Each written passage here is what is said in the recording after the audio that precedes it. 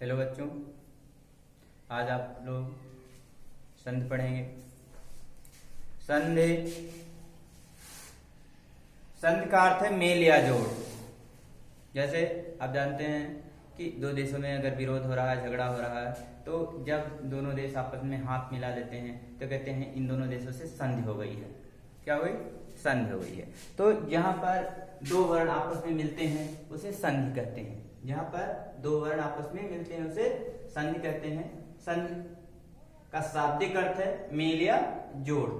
संधि का शाब्दिक अर्थ है मेल या जोड़, यानी जो दो शब्द मिलते हैं। जैसे इसकी परिभाषा है कि दो वर्णों के मेल से जो ध्वनि संबंधी परिवर्तन होता है उसे संधि कहते हैं। जैसे विद्यार्थी। और भी परिभाषा है, जैसे संधि विच्छेद की परिभाषा है कि जहां पर दो वर्ण पास पास अर्थात अति सन्निकट आते हैं, प्रथम शब्द के अंतिम वर्ण में तथा दूसरे शब्द के प्रथम वर्ण में जो विकार उत्पन्न होता है उसे संधि कहते हैं। ये भी परिभाषा आपकी है। साधारण शब्दों में आप एक वाक्य में भी कह सकते हैं कि दो वर्णों के मेल को संधि कहते हैं। ठीक है, तो इस तरह से संधि की परिभाषा जान गए हैं आप लोगों को लिख करके दिखा दिए हैं। संधि का शाब्दिक अर्थ है मेल या जोड़। अब कैसे यह है ये भी जानना है आपको। तो यहाँ हमने लिख दिया दो शब्द, दो वर्ण आपस में मिले हैं। तो यहाँ विद्यार्थी लिखा है, तो कैसे विद्यार्थी है? विद्यार्थी का मतलब होता है कि विद्या चाहने वाला, है ना। तो यहाँ विद्यार्थी की संधि विच्छेद जब करेंगे तो हो जाएगा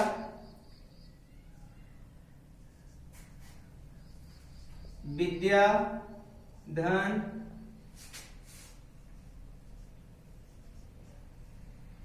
अर्थी, है ना। अब विद्या का अर्थ है, दोनों का अर्थ होना चाहिए। जैसे किसी का जब कोई भी शब्द है तो उसका अगर अर्थ नहीं रहेगा, अगर हम सही संधि विच्छेद नहीं कर पाते हैं तो अर्थ का अनर्थ हो जाएगा। जैसे संस्कृत की पुस्तक आपको पढ़ाई जाए पहले, तो जब तक आप संधि नहीं जानते हैं तब तक अगर पढ़ाई गई, आपको कोई श्लोक पढ़ाया गया या कोई गद्यांश पढ़ाया गया तो आपके समझ में नहीं आएगा। अगर हम किसी शब्द को तोड़ करके अर्थ का अनर्थ कर देते हैं तो अर्थ का अनर्थ हो जाता है। जैसे इसलिए हमें संधि जानना सबसे जरूरी होता है। तो यहाँ विद्यार्थी है तो विद्या धन अर्थी। विद्या का अर्थ होता है ज्ञान, विद्या का अर्थ है ज्ञान, और अर्थी का अर्थ है चाहने वाला। वो अर्थी नहीं कि जो अर्थी जो सौ लेटा करके ले जाया जाता है, वो अर्थी नहीं मानी जाती है। अर्थी का अर्थ है चाहने वाला, यह है विद्यार्थी। ठीक है, तो विद्या यानी ज्ञान, अर्थी का अर्थ है चाहने वाला, और जो ज्ञान को चाहने वाला है वही विद्यार्थी है। क्या है? वही विद्यार्थी माना गया है। ज्ञान को चाहने वाला विद्यार्थी, ये दो शब्दों से मिलकर बना हुआ है विद्या। अब कैसे ये बना है तो इसमें बदल गया। तो इसका है कि आ विद्या। जब आप उच्चारण करते हैं, जैसे आपको उच्चारण पढ़ाया गया होगा या नहीं पढ़ाया गया है तो आगे चल करके आप लोग पढ़ेंगे। जैसे विद्या, अब विद्या में कौन कौन से वर्ण हैं? डा में आ लगा हुआ है। यहाँ वर्ण विच्छेद जब करते हैं तो हो जाएगा वा धन ई धन दा धन आ। अब ये हो गया विद्या। विद्या इतने वर्णों से मिलकर के बना हुआ है। कितने वर्णों से? विद्या, विद्या। ठीक है, तो जब इतने वर्ण मिलकर के विद्या बने हुए हैं, इसका वर्ण विच्छेद हो गया है, तो ऐसे आपको जान लेना है कि कैसे विद्या आता है, कौन कौन सा है। तो फिर है क्या कि विद्या आ बराबर आ, हमने आपको बताया कि विद, इसमें दा में आ लगा हुआ है। किसमें? दा में आ लगा हुआ है। अब विद्या लिखा जाएगा इस तरह से, विद्या। कुछ बच्चे क्या करते हैं, इसको धा पढ़ते हैं। नहीं, ऐसा नहीं है। इसको अगर धा पढ़ेंगे तो गलत हो जाएगा। इसलिए दा में या लगा हुआ, आ लगा हुआ है, दा में आ लगा हुआ है, इसलिए विद्या, विद्या। अंत में क्या उच्चारण आता है? आ का उच्चारण आता है। और फिर यहां आ गया है धन आ, बराबर क्या हो गया है? आ, विद्या। अब यहां क्या हो गया? विद्यार्थी, विद्यार्थी। ठीक है, इसी प्रकार से ये भी है विद्यालय, विद्यालय भी जान लीजिएगा, तो यहां हो जाएगा विद्या, विद्या धन आलय, दोनों का अर्थ है। ठीक है, अगर हम सही संधि विच्छेद नहीं करते हैं तो क्या हो जाता है कि अर्थ का अनर्थ हो जाता है, अर्थ परिवर्तित हो जाता है, अर्थ बदल जाता है। ठीक है, तो फिर क्या होता है कि ये विद्या, अब यहाँ आया आ, जब संधि विच्छेद आपने किया, यहाँ हमने आपको बता दिया है कि दा में आ लगा हुआ है इसलिए आ, तो विद्या जब उच्चारण करते हैं तो विद्या आ अंत में आता है, तो आ धन आ बराबर आ हो जाता है, ये विद्यालय। ठीक है, विद्या का अर्थ होता है ज्ञान, आलय का अर्थ होता है मंदिर, ज्ञान का मंदिर। विद्यालय, विद्यालय दो शब्दों से मिलकर बना है, विद्याधन आलय। विद्या का अर्थ है ज्ञान, आलय का अर्थ है घर, अर्थात विद्यालय। ठीक है, ज्ञान का घर या ज्ञान का मंदिर, ज्ञान का मंदिर, आलय का अर्थ है मंदिर। ठीक है, तो ज्ञान का मंदिर ये माना जा रहा है। अब आप जानेंगे कि संधि के प्रकार,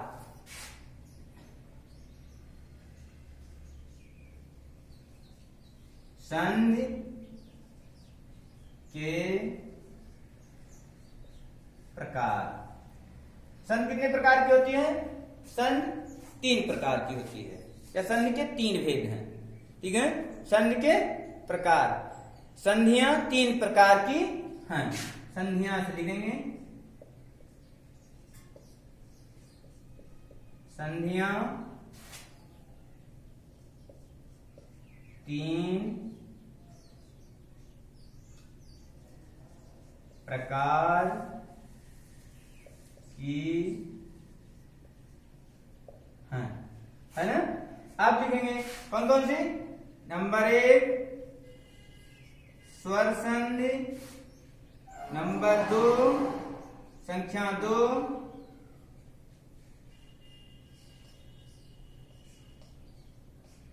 व्यंजन संधि, और संख्या 3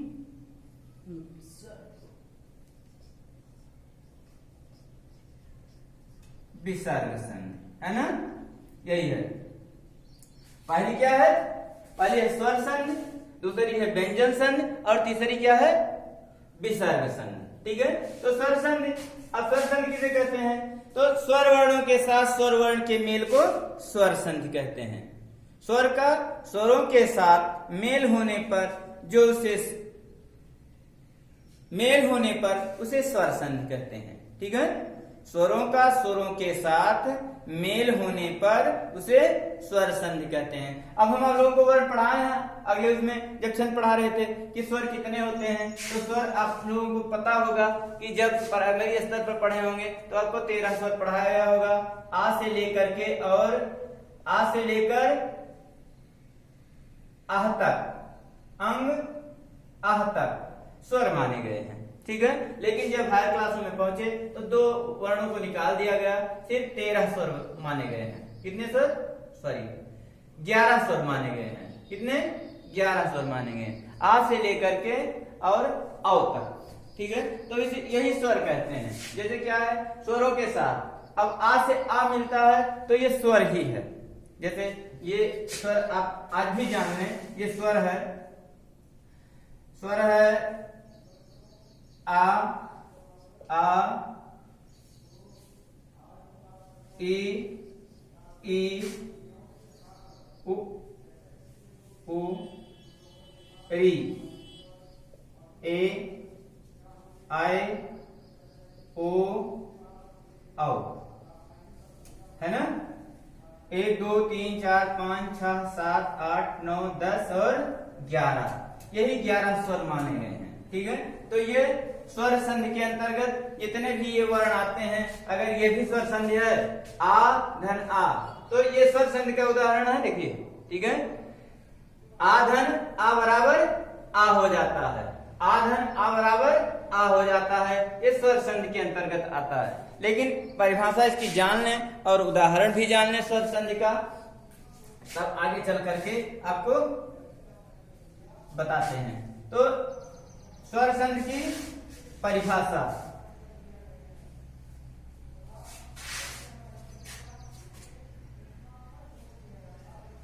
स्वर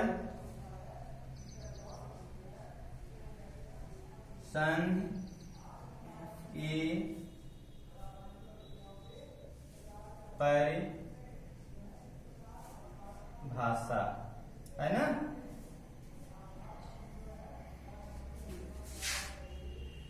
इसकी परिभाषा क्या है हम आपको बताएं, लेकिन फिर से बता रहे हैं। स्वरों का स्वरों के साथ मेल होने पर उसे स्वर संघ कहते हैं।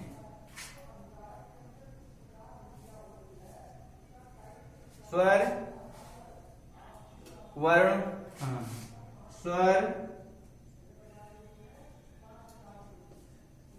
वर्णों, स्वर वर्णों के साथ स्वर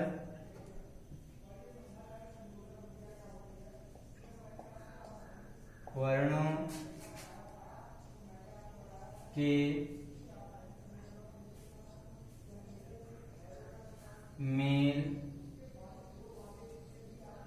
को स्वर संघ कहते हैं। स्वर संघ,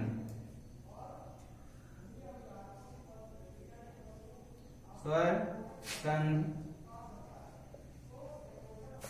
कहते हैं।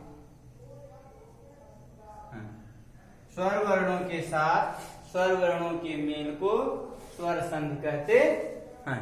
ठीक है, अब कैसे जानेंगे, आपको यहां बताए हैं कि क्या है स्वर वर्ण। ठीक है, तो और भी जान लीजिएगा। जैसे लिखा हुआ है पुस्तकालय, हमने यहां लिख दिया। जैसे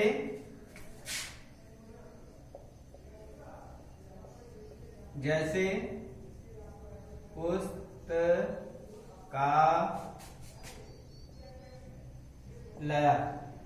यह हमने लिख दिया पुस्तकालय। अब इसमें कैसे जानेंगे कि संधि छेद कैसे कैसे करना है, तो फिर यहां लिखेंगे पुस्तक, पुस्तक धन, यहां नहीं आ रहा भैया, चलो यहां से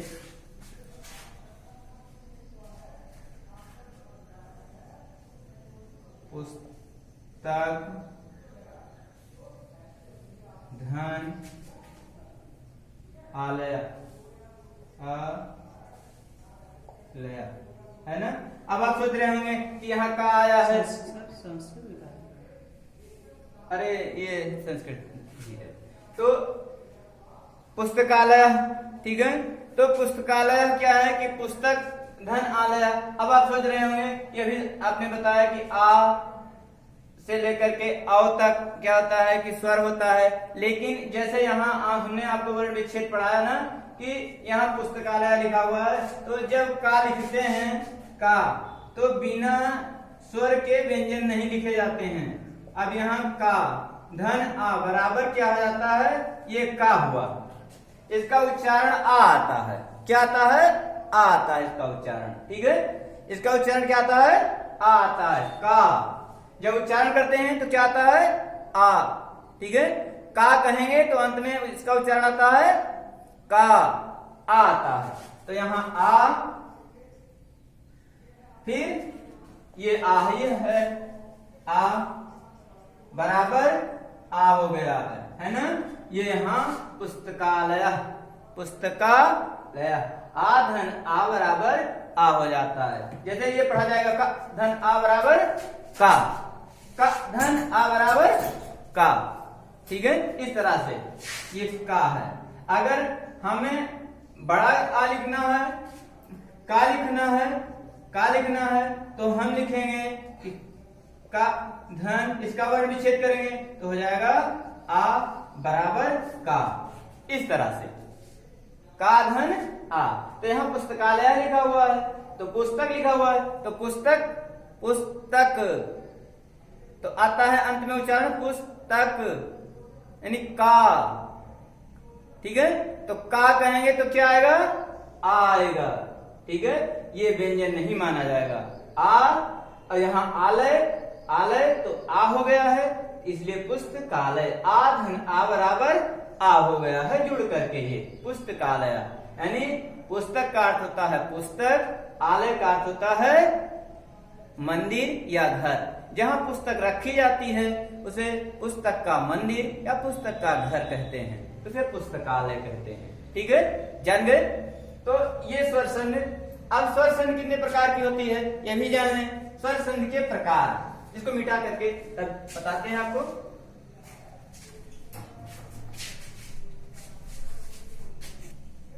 चलो, हाँ, तो स्वर संधि के प्रकार यहां जानेंगे। स्वर संधि के स्वर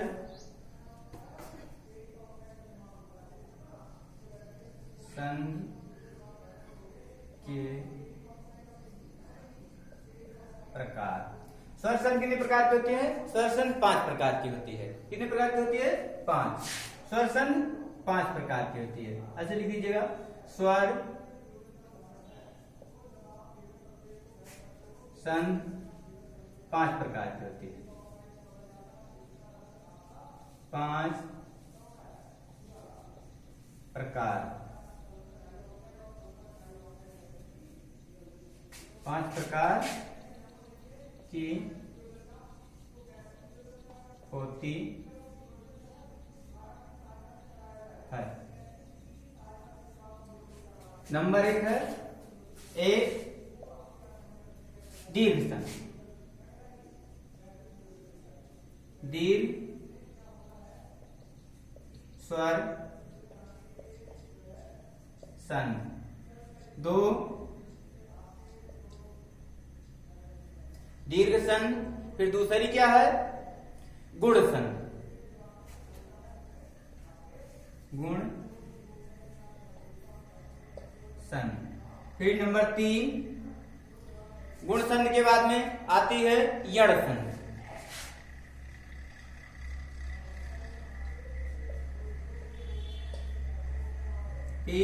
फिर चौथी है यण संधि के बाद में आती है वृद्ध संधि।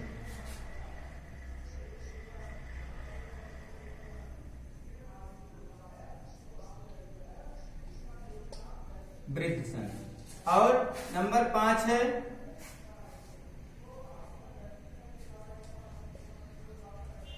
अयाज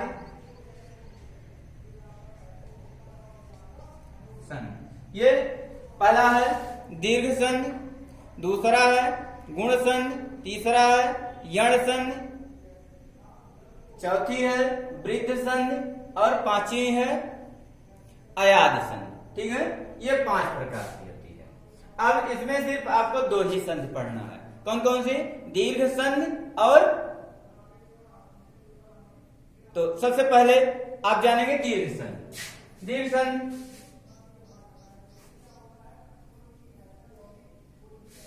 दीर्घ संधि किसे कहते हैं? परिभाषा जान लीजिएगा। दीर्घ संधि की परिभाषा है कि दीर्घ, पहले सूत्र जान लें। इसका सूत्र है अकः सवर्णे दीर्घ। अकः सूत्र है इसका,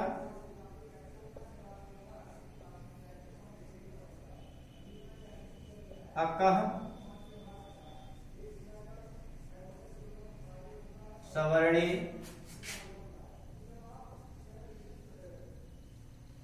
दीर्घ। आ के साथ समान वर्ण आने पर दीर्घ हो जाता है। अकः सवर्णे दीर्घ, ये इसका सूत्र है। क्या है? अकः सवर्णे दीर्घ, इसका सूत्र है। ठीक है, अब परिभाषा जान लीजिएगा। नियम इसका है कि यदि आ ई उ री री, आ ई उ री ली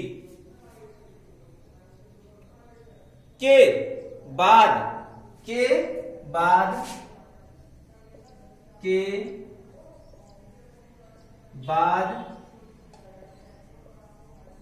क्रमशः आ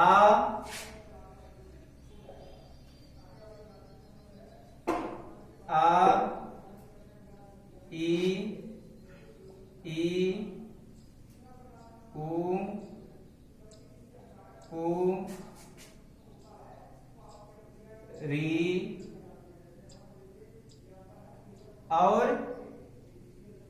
और लीर आए, है ना, लीर आए।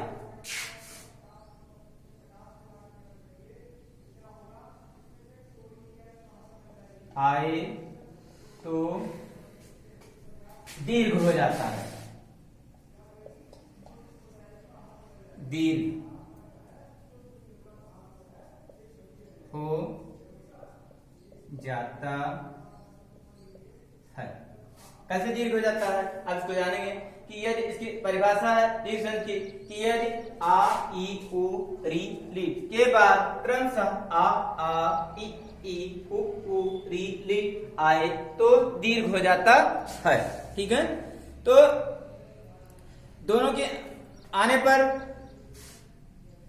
दीर्घ हो जाता है। अब उदाहरण जान लीजिएगा, इसका उदाहरण है जैसे हमने आपको विद्यार्थी तो पढ़ा ही दिया है, लेकिन चलो दूसरा उदाहरण बताते हैं। जैसे लिखा है स्वार्थी,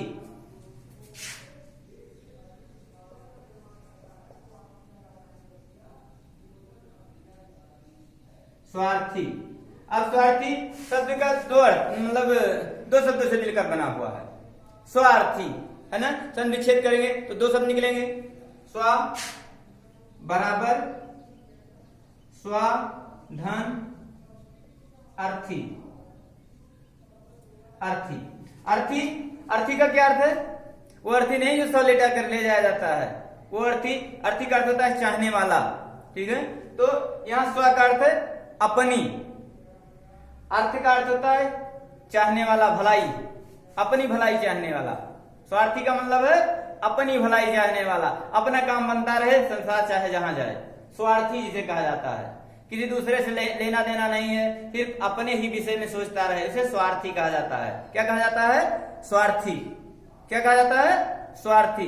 तो ये कैसे बना हुआ है, अब इसको जानने के लिए जैसे हमने आपको बताया वाह है, तो अब इसे कहेंगे कि वाह शब्द तो व्यंजन है ना, ये स्वर ना है, तो ये सा धन वा धन आ, ये वर्ण विच्छेद है। इसका क्या है, ये इसका वर्ण विच्छेद है। वर्ण विच्छेद आप लोग जानते हैं या नहीं जानते हैं तो आज जान लीजिए। ये इतने शब्दों से मिलकर बना हुआ है, स्वा धन आ, है ना, सा धन आ। तो अब इसे जानेंगे आप कि इसका अर्थ हो जाएगा, अब ये वा भी दो वर्णों से मिलकर बना है, वा धन आ बराबर वा हो गया। अब इसमें आ छिपा हुआ है, क्या छिपा हुआ है, आ छिपा हुआ है, स्वा। जब कहेंगे स्वा तो इसका उच्चारण क्या आता है, आ आता है, स्वा, है ना। तो आ जाएगा आ धन आ बराबर दीर्घ। आका सवर्णे दीर्घ, आ के साथ आया तो क्या हो गया, दीर्घ हो गया, आ हो गया, है ना। आ के साथ, यदि आ के साथ आ आया तो क्या हो गया, दीर्घ। यानी सभी समान वर्ण, आ के साथ समान वर्ण आने पर दीर्घ हो जाता है। आ जान गए आप, जैसे लिखा हुआ है कुशासन, ठीक है, कुशासन, कुशासन,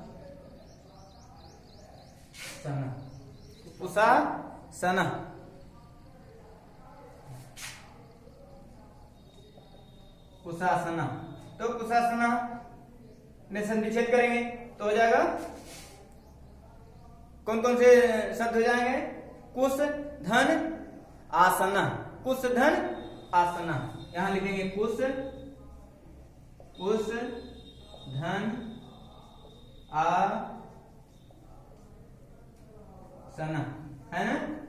तो अब इसका अर्थ क्या हो जाएगा, कुशासना का अर्थ है कुश का आसन, कुशासना का अर्थ है कुश का आसन। आसन का अर्थ होता है बैठने की जो चटाई होती है, बैठने के लिए जहां पूजा करते हैं, जिस पर बैठ करके उसे कुश का बनाया जाता है, ठीक है, कि जो हम पूजा कर रहे हैं, जो हमारा तप है, जो हमारी ऊर्जा है, वो सीधा पृथ्वी पर ना चली जाए। इसलिए क्या है, पूजा करने के लिए कुश का आसन बनाया जाता है कि कुश पर बैठ करके हम पूजा करेंगे तो हमारी जो ऊर्जा है वो पृथ्वी में नहीं जाएगी, पृथ्वी के अंदर नहीं समाहित होगी।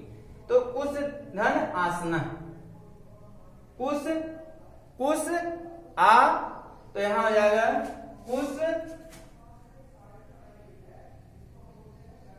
आ धन आ बराबर आ हो गया। यहां देखिए आ के बाद समान वर्ण आने पर कितना, कौन से वर्ण आने पर, समान वर्ण आने पर, तो आ धन आ आया बराबर आ हो गया है। ठीक, जान गए ना। इसी के साथ में जैसे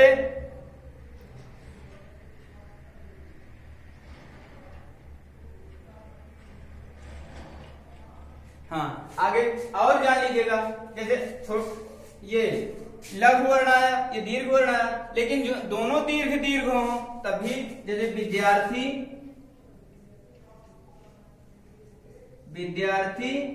तो विद्यार्थी में हो जाएगा विद्या धन अर्थी। अब यहां आ धन आ बराबर आ हो गया है ना। तो समान वर्ण आने पर, ठीक है, आज समझ में कि समान वर्ण आने पर क्या हो जाता है, दीर्घ हो जाता है, बड़ा हो जाता है। ठीक है, इसी के साथ में और भी है, आगे आपको पढ़ा रहे हैं। हाँ और भी है, आगे पढ़ाया गया है, आगे और पढ़ा रहे हैं। जैसे ई है तो ई का भी जानना होगा। जैसे लिखा हुआ है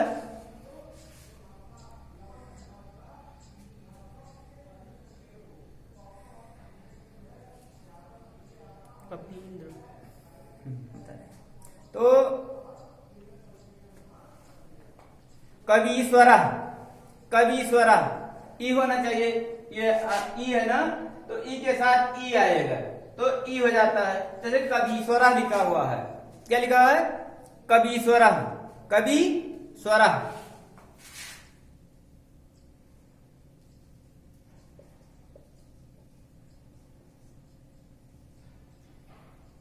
कवीश्वरा है ना, ये आपका शब्द हो गया। तो अब संग विच्छेद करके तो दो शब्द निकलेंगे, कौन कौन से, कवि धन ईश्वरा, कवि धन ईश्वरा, कवि धन ईश्वरा। ठीक है, तो यहां हो जाएगा कवि धन ईश्वरा, है ना, ये हो गया। अब यहाँ है कवि, तो यहाँ छोटी, अब छोटी बोल दिए दिया, लेकिन इसको होना चाहिए, चलो एक एक बता देते हैं हम तो कवीश्वरा, कवि धन ईश्वरा, यहां आया ई धन ई बराबर ई हो गया है, कवीश्वरा हो गया है। इसी के साथ में आता है उ, आ हो गया, ई हो गया, अब उ आता है। अब उ कैसे जानेंगे, जैसे लिखा हुआ है गुरु पदेशः, गुरु पदेशः, तो यहां लिखेंगे गुरु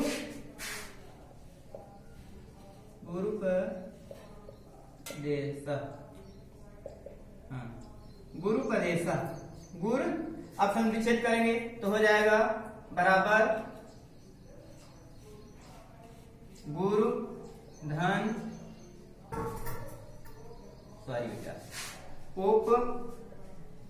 उपदेशः, गुरुधन उपदेशः, गुरुधन उपदेशः। ठीक है, गुरुधन उपदेशः। अब संविच्छेद करेंगे तो हो जाएगा गुरु आ, गुरु उ धन उ बराबर उ हो गया है, गुरुपदेशः, उ धन उ बराबर उ हो जाता है। ठीक है, इसी प्रकार से है री आता है, तो री भी जान लीजिएगा। जैसे लिखा हुआ है मातृणम, यहाँ लिखेंगे मातृणम,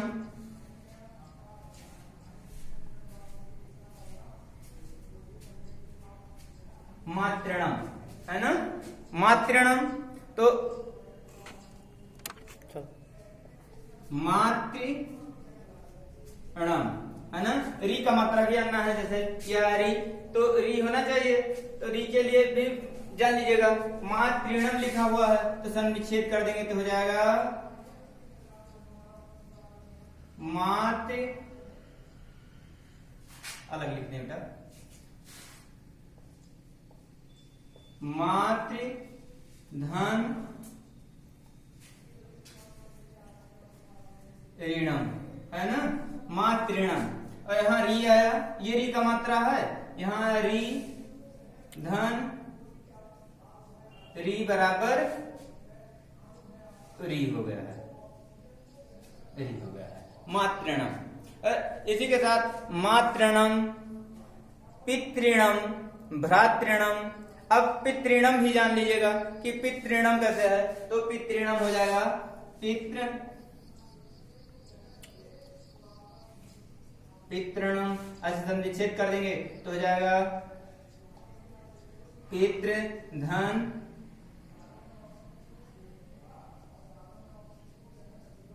ऋणम, फिर री, री धन री बराबर री हो जाता है ना, ये पितृणम।